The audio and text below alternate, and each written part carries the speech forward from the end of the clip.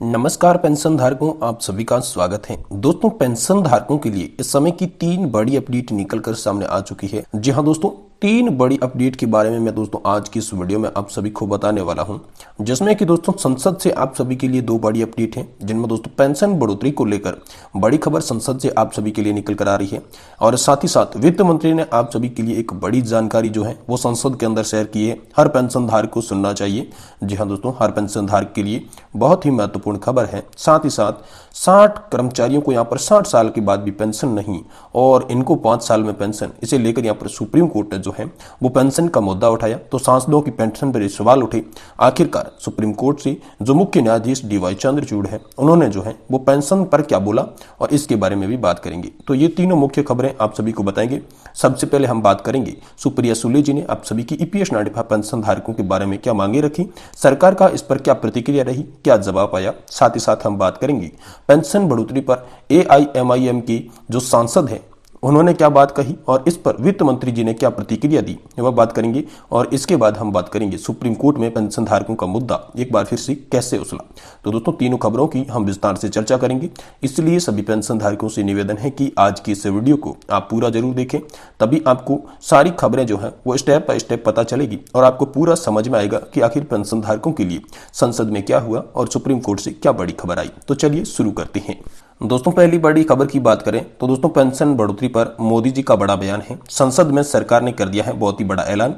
क्या कहा मोदी जी ने, जी हां, इसके बारे में भी बताएंगे। साथ ही दोस्तों यहाँ पर मुख्य जो सवाल आप सभी के लिए उठाया था वो दोस्तों राष्ट्रवादी पार्टी के यहाँ पर जो सांसद थे सुप्रिया सुले जी, उन्होंने यहाँ पर आप सभी की EPS पेंशन का मुद्दा उठाया। तो सबसे पहले पूरी बात बताते हैं।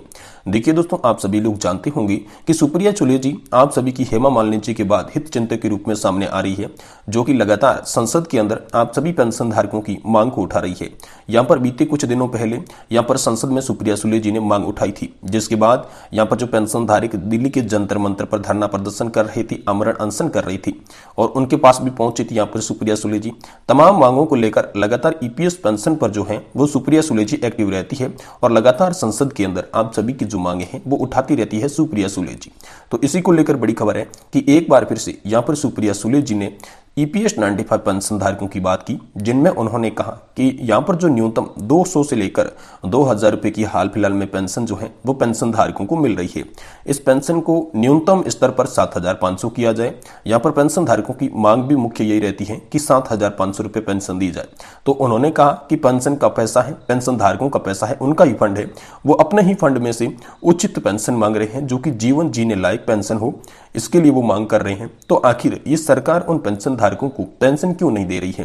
तो दोस्तों, इस पर सदन के मुखिया ने भी जवाब दिया कि EPS 95 पेंशन धारकों का जो मुद्दा है वो इन दिनों काफी चर्चा में है और EPS 95 पेंशन धारक जो है वो लगातार प्रदर्शन भी कर रहे हैं, तमाम मांगों के लिए यहाँ पर अलग अलग नेताओं से भी मिल रहे हैं, जिस पर दोस्तों PM मोदी की प्रतिक्रिया सामने आई है। जब PM मोदी ने सदन में बताया कि पर्सनली तौर पर NSC राष्ट्रीय संघर्ष समिति के अध्यक्ष कमांडर अशोक जी रावत से जब मैं 2 बार मिला तो यहाँ पर जो है EPS 95 पेंशन धारकों का जो मुद्दा था वो हमें समझ में आया, जिसके बाद यहाँ पर लगातार EPS पेंशन धारकों के लिए यहाँ पर काम करने के लिए लगातार हम एक्टिव हो रहे हैं। EPS 95 पेंशन धारकों को आश्वासन भी दिया है।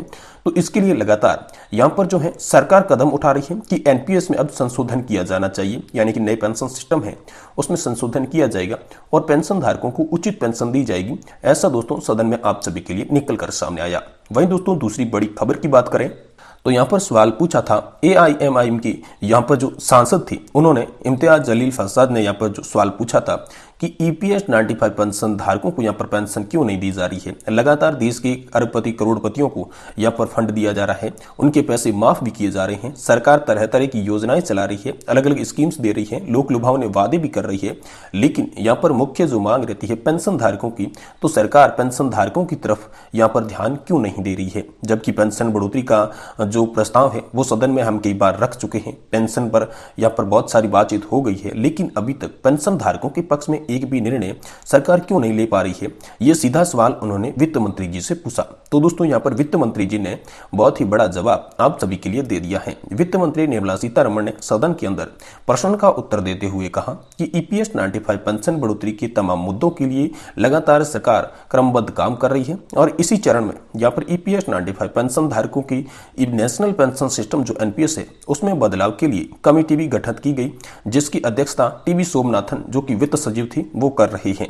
हाल फिलहाल में टीबी सोमनाथन के द्वारा यहाँ पर जो कमेटी की रिपोर्ट है वो लगभग पूरी हो चुकी है। बहुत ही जल्द यहाँ पर रिपोर्ट प्रस्तुत कर दी जाएगी, जिसके आधार पर पेंशन धारकों को पेंशन दी जाएगी। और मुख्य मांग उन्होंने रखी कि ईपीएस 95 पेंशन धारक 7,500 प्लस डीए पेंशन की मांग कर रहे हैं, तो उनकी ये मांग जायज है और सरकार इस पर विचार कर रही है, क्योंकि हाल फिलहाल में हो रही तमाम प्रदर्शनों के अंदर ईपीएस पेंशन 7,500 रुपए की मांग चल रही है, जो कि कोश्यारी कमेटी ने भी इनका जिक्र किया था। तो कोश्यारी कमेटी के आधार रिपोर्ट के आधार पर हम जो पेंशन है उसका काम कर रहे हैं। और वित्त मंत्री ने यह भी बताया कि हाल फिलहाल में मुझे श्रम मंत्रालय के द्वारा श्रम मंत्री भूपेंद्र यादव जी ने भी ईपीएस 95 पेंशन बढ़ाने का प्रस्ताव भेजा है, जिसके बारे में अब विचार किया जा रहा है और जल्द ही ईपीएस 95 पेंशन धारकों को राहत दी जाएगी। ये बड़ी खबर आप सभी के लिए वित्त मंत्री निर्मला सीतारमण ने जारी की है, जो कि हर पेंशन धारक के लिए काफी राहत भरी खबर है, क्योंकि अब यहाँ पर जो है सदन के अंदर आपकी मांग उठने लगी है, जिस पर प्रतिपक्ष और पक्ष के नेता भी बोलने लगे हैं कि ईपीएस 95 पेंशन धारकों की मांगें जायज हैं और जल्द ही उनकी मांगों को पूरा किया जाएगा।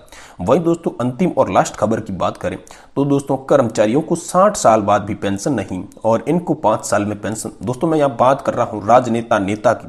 जी हाँ दोस्तों, किसी भी पार्टी का कोई भी सांसद हो या फिर कोई भी विधायक हो, अगर एक बार विधायक बन के वो पार्लियामेंट में चला जाता है या फिर विधानसभा में चला जाता है तो वो पेंशन का हकदार बन जाता है। लेकिन 30-40 साल नौकरी करने के बाद जब कोई कर्मचारी रिटायर होता है तो महज उसे 200 से लगाकर 2000 की पेंशन दी जाती है। यह मामला देश में चल रहा है। इसको लेकर सुप्रीम कोर्ट की प्रतिक्रिया सामने आई। जी हाँ दोस्तों, सुप्रीम कोर्ट के मुख्य न्यायाधीश DY चंद्रचूड़ ने यहाँ पर पेंशन धारकों की व्यथा को समझा, क्योंकि लगातार पेंशन धारकों के द्वारा सुप्रीम कोर्ट के अंदर याचिकाएं दायर करवाई जा रही थी, जिसमें कहा यह जा रहा था कि एक देश है तो एक विधान क्यों नहीं हो रहा है। यहाँ पर सांसदों और विधायकों के लिए ओपीएस लागू है, पुरानी पेंशन योजना के तहत पेंशन दी जा रही है, और यहाँ पर जो कर्मचारी है पेंशन धारक है उनके लिए लगातार से यहाँ पर नेशनल पेंशन सिस्टम यानी कि एनपीएस लागू है। अगर एनपीएस इतनी ही अच्छी है तो फिर नेताओं पर भी एनपीएस लागू कर देना चाहिए या फिर पूरे देश में फिर ओपीएस लागू कर देना चाहिए। ये मुद्दा लगातार गर्मा गर्मी चल रहा है। तो इसी पर DY चंद्रचूड़ ने यहाँ पर जो है पेंशन धारकों का मुद्दा उठाया। जब संसद में लगातार मांग उठी तो सरकार के जहन में ये मुद्दा गया, जिसके बाद लगातार जो पेंशन धारक थे वो सुप्रीम कोर्ट में भी याचिकाएं दायर करवाते हुए दिखे। तो इन्हीं याचिकाओं की सुनवाई के बाद यहाँ पर DY चंद्रचूड़ ने कहा कि या तो सरकार को जल्द से जल्द इसके बारे में एक्शन लेना चाहिए, अगर सरकार इसके बारे में एक्शन नहीं लेती है तो फिर सुप्रीम कोर्ट अपने हाथ से ये निर्णय देने वाला है। इसमें कहा कि या तो फिर नेताओं पर भी एनपीएस लागू हो जाएगी या संपूर्ण कर्मचारियों के लिए ओपीएस लागू की जाएगी। और इसके बीच के रास्ते की बात करें तो दोस्तों लगातार जो पेंशन धारक हैं वो पेंशन बढ़ोतरी की मांग कर रहे हैं। या तो उन्हें पेंशन बढ़ोतरी का लाभ मिलना चाहिए या एक देश में एक तरह की पेंशन सुविधा होनी चाहिए।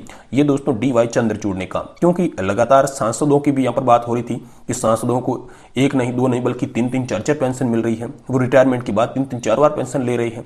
जितनी बार एमएलए बने उतनी पेंशन अलग, जितनी बार एमपीज बने उतनी पेंशन अलग पा रहे हैं। लेकिन देश को मजबूत बनाने वाला एक वर्कर, एक कर्मचारी जो कि 30 से 40 साल इस देश को बनाने में लगा देता है और जब वो बूढ़ा होता है तो उन्हें पेंशन मात्र 200 से 2000 रुपए की मिलती है।